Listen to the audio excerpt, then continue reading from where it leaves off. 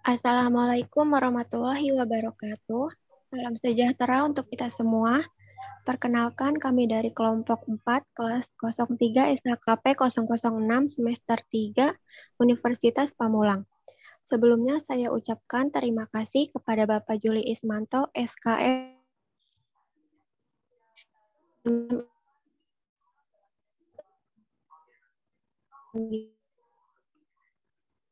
Materi yang akan kami bahas yaitu tentang siklus penggajian.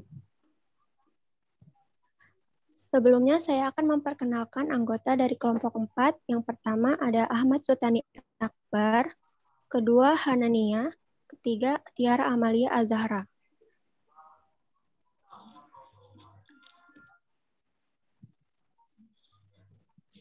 Sebelumnya saya ingin memaparkan poin dari pembahasan materi kita kali ini.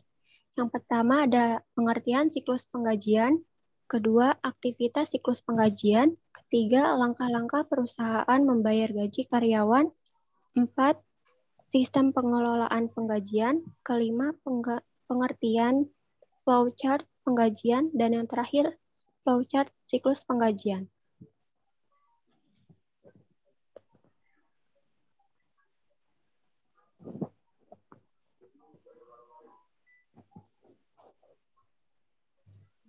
Siklus penggajian, aktivitas bisnis dan pemrosesan data yang berulang dan berkaitan dengan pengelolaan karyawan. Pemrosesan data dalam penggajian biasanya kompleks karena berkaitan dengan pajak penghasilan yang peraturannya sering berubah, sehingga mengakibatkan sistem penggajian memerlukan modifikasi secara berkesinambungan. Sistem penggajian juga dapat digunakan untuk mengalokasikan biaya tenaga kerja ke produk atau departemen untuk menetapkan harga produk.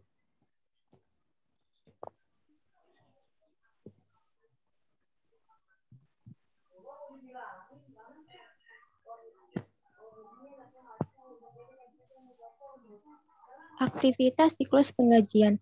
Sistem penggajian merupakan salah satu aplikasi pada sistem informasi akuntansi yang terus mengalami proses dalam bentuk batch atau bertahap. Disebut proses bertahap karena daftar gaji karyawan dibayarkan atau dibuat secara periodik, seperti mingguan, 2 mingguan, ataupun bulanan. Begitu juga pembayaran gaji. Sebagian besar pegawai dibayar pada waktu yang bersamaan.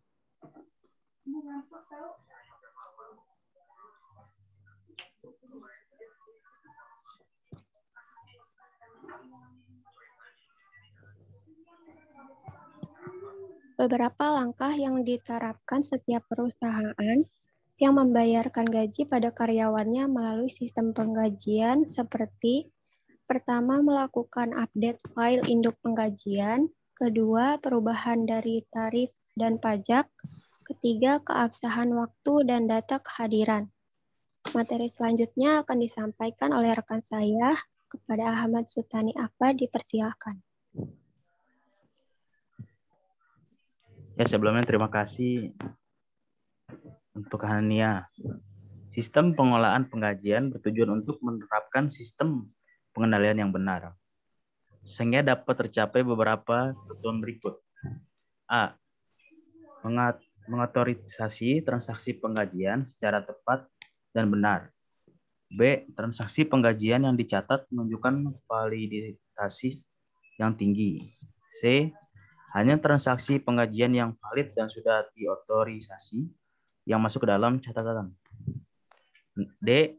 Mencatat transaksi secara akurat. E. Mengikuti aturan pemerintah tentang peraturan pembebanan pajak kepada pegawai secara benar dan jujur. Pada saat ini penalian pembayaran gaji ada beberapa yang penting menjadi perhatian, yaitu seperti otorisasi transaksi, pembagian tugas, supervisi, catatan akuntansi, pengendalian akses, dan verifikasi independen. Flowchart atau penggajian. Sebuah jenis diagram yang menampilkan langkah-langkah berbentuk simbol dan grafis, dan urutannya dihubungkan dengan panah. Terdapat 4 bagian dalam flowchart penggajian. Pertama ini karyawan.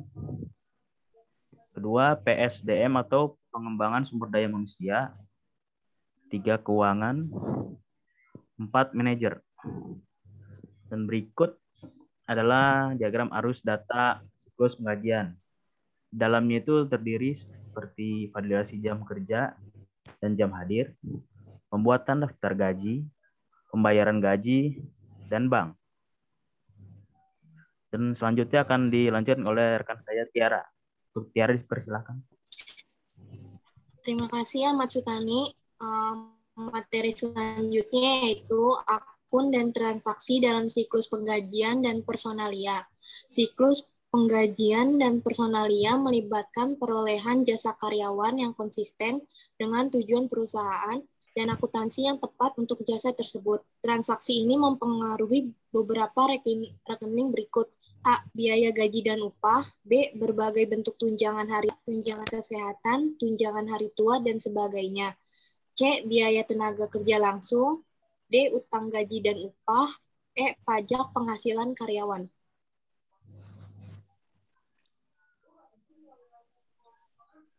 Selanjutnya yaitu hubungan antar rekening tersebut dapat digambarkan sebagai berikut. Gaji, upah, bonus, dan komisi yang masih harus dibayar yaitu pas di bank, pembayaran gaji, pembayaran pajak, penghasilan, potongan pajak, penghasilan, dan pemotongan lainnya, yaitu ada saldo awal, potongan gaji, saldo akhir, dan beban gaji yang masih harus dibayar, yaitu ada pembayaran, saldo awal, beban pajak penghasilan, saldo akhir, dan tenaga kerja langsung, sama biaya pajak daftar gaji.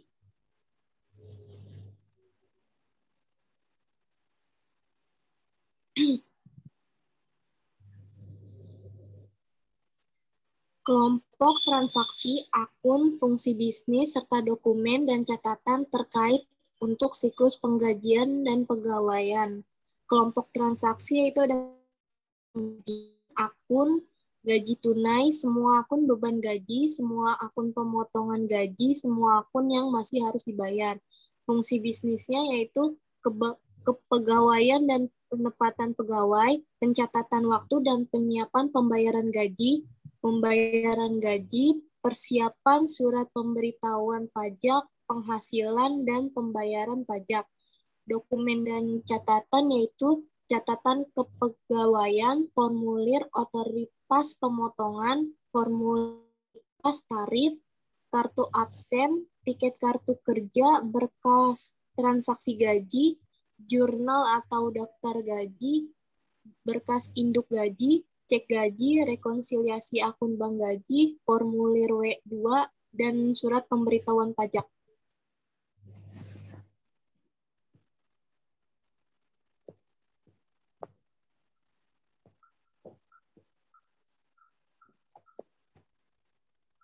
Kesimpulannya, setiap perusahaan memiliki sistem penggajian yang sudah didesain sedemikian rupa. Apabila desain sistem penggajian tidak benar, dapat mempersulit proses pengambilan keputusan dan mengganggu ketenangan kerja karyawan. Dengan demikian, sistem penggajian harus didesain secara benar.